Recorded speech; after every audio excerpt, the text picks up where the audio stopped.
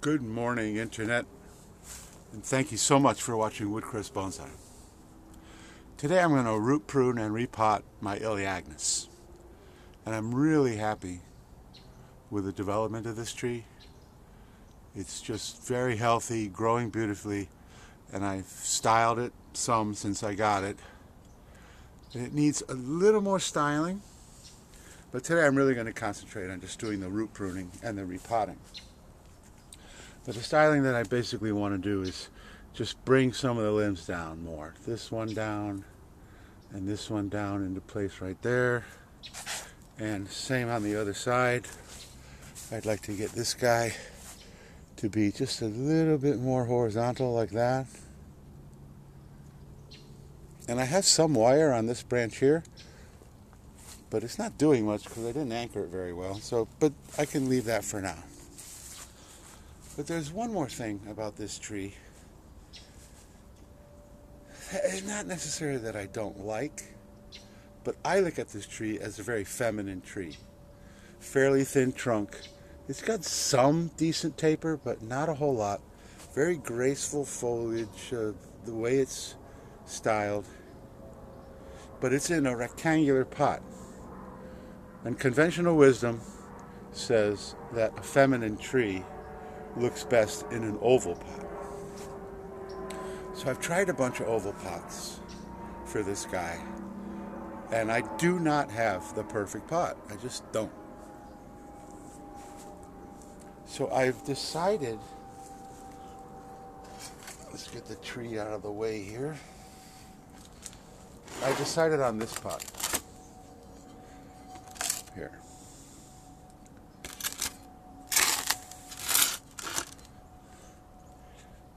It's oval, but it still has some masculine characteristics that I really don't like. I would love to have something more like this. Just less ornateness, or even something like this. But this is way too shallow and really not even long enough. And the first one is way too small. So I like the design of these two, but they're not going to work for this tree. Then I have some other larger ovals that are still just too shallow. There's no perfect pot that I have in my inventory to put this guy into. So we're going to put it into this one. And this one is slightly wider than the other pot, and a little bit deeper, so the root pruning process should not be too drastic. Another thing I want to do with the tree is when I put it into this pot, I'm going to move the front just slightly like that. An Elaeagnus is a temperate tree. It's actually more of a shrub. And interestingly enough, it's now considered illegal to plant as a hedge because in Florida it's now been considered an invasive plant. So, as a bonsai, I think it's no big deal. But that's going to be the new front, and as you can see, the pot is angled just slightly. It's just almost imperceptible. So that's it for this. The process is pretty much the same for any repotting. I have my brand new soil staged and ready to go, and I have my tray, and I'm going to save the old soil. I let it dry out, and then resift it and reclaim the rocks, get rid of the old organic matter. So I'm temporarily going to put the new pot down and bring the subject to the forefront. And once again, it came up with the screens that hold the... Yeah, see, we're gonna... Happens a lot, actually. But look at the roots on this thing. Beautiful. Just really very healthy. And like I said, you've got to, come on baby, you can do it. Thank you so much. I'm not going to reuse these because the pot that I'm using is already got drain holes. So this is some interesting roots. There's almost like a big hole there.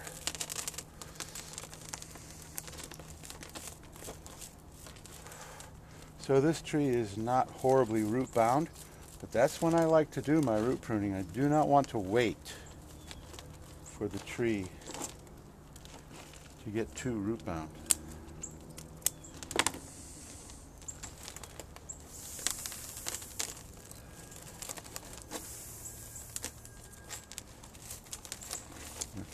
I'm just doing it with my fingers, even though I have my root hook. It doesn't seem to appear that it really needs a root hook. That's another fairly large root.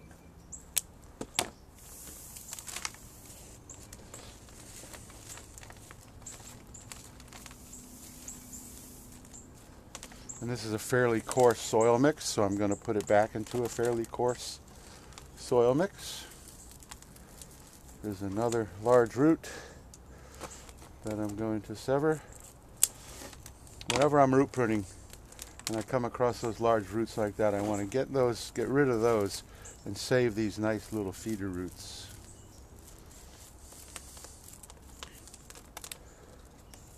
I don't think I need to completely remove all the bottom, especially since that pot is a little bit deeper than the original. So that's looking pretty good, although since we have these pockets, I probably will need my chopstick on this one. So for some reason I didn't bring it with, and don't ask me why. Anyway, so that looks good. That looks pretty good. Try to get the old rectangular outline more softened so that it doesn't look like I just jammed it from one pot to another. Because actually I think I'm going to do a video like that, because I know I have at least 2 bonsai where I did that. I just took it out of one pot, stuck it in a bigger one, and you can see the old outline of the old pot, which never is really all that aesthetically pleasing. So it's time to put it on pause. I'm going to clean up the crud, get rid of the old pot, and then we'll be ready to install it into the new pot, but I need my chopstick. I've removed the old soil, and I've got the new pot into place. And actually what I would really like in the future for the perfect pot, for it to be a little bit wider and a little bit more shallow. So, I could put this guy way up like this and have a good inch or even more of soil on the bottom, but I don't want that. I want a shallower root ball, so that even though this pot is not perfect, it's going to be lower in this pot, so that when I do find the pot that I really like, I don't have to do that much more root pruning to get it into that pot. And that's a whole nother year.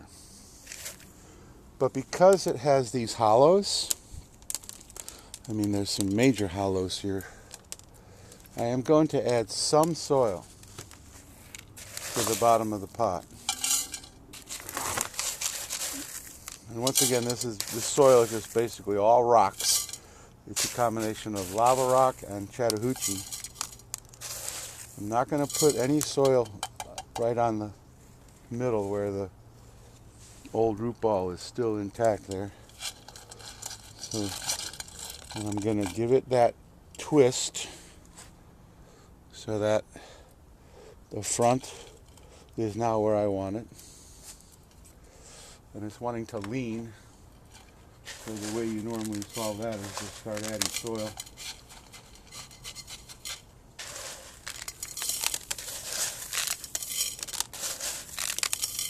And I have my chopstick. I don't know if you can really call it a chopstick. It's kind of an interesting little critter. It almost looks like a paintbrush with no brush. Anyway, it works. Push it down in there.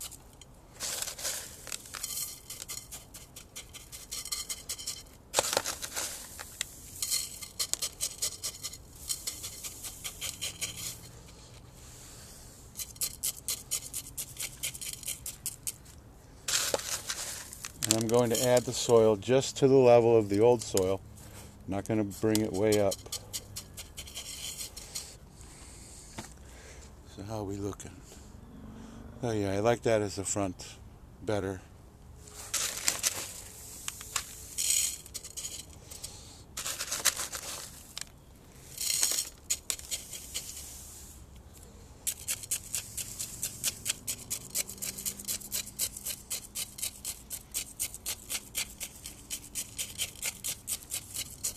And you want to make sure there's no major air pockets because roots won't grow in a large air pocket. However, if we looked at the old root ball, when we took that drain screen off, it already had a huge pocket and the tree was still doing fine. So, not quite sure how that happened. Because this is another tree that I've only had since about late spring of last year. So we're getting there. The soil is going to be considerably lower in this pot than if I was going to put a different tree. And typically, when you're sizing your pot, the general rule is that the length of the pot should approximate 2/3 of either the height of the tree or the width of the tree, whichever is more. And so this tree is wider than it is tall, so the pot should approximate 2/3. So I didn't really measure. A lot of times, I just eyeball. I don't bring out a tape measure. But I think this pot is still a little too, it's not long enough. Still, the tree still has the distance of the tree. This could be a good 2 feet or more. So let's say it is 2 feet. Then 2/3 of 2 feet is about 1.3 feet, and this one's about 13 inches. So it really needs maybe another inch or more to really follow the rule that the length of the pot should equal 2/3 of the width of the tree. And this tree's looking pretty stable, so I don't think I'm going to wire it in. It will get some shade. And we're in the middle of January, so things are going to start breaking dormancy soon. Although we have had a very below normal January as far as temperature, although we have not had any freeze. I know I did a video at the very end of 2024 where some of the computer models were talking about a major freeze.